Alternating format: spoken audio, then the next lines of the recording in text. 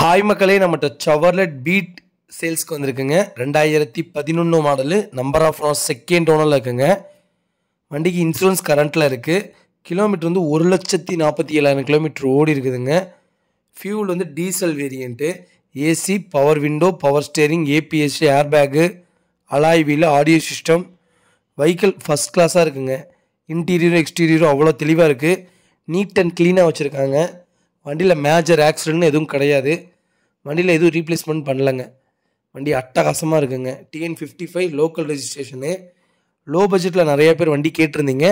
வண்டி லோ பட்ஜெட்டில் வந்திருக்குங்க. அருமையாக இருக்குது வண்டி. ஈரோடு லொக்கேஷனுங்க, கார் லொக்கேஷனு. நம்ம இது கோட் பண்ணுற ப்ரைஸ் வந்து 2,25,000 கோட் பண்ணுறோம்.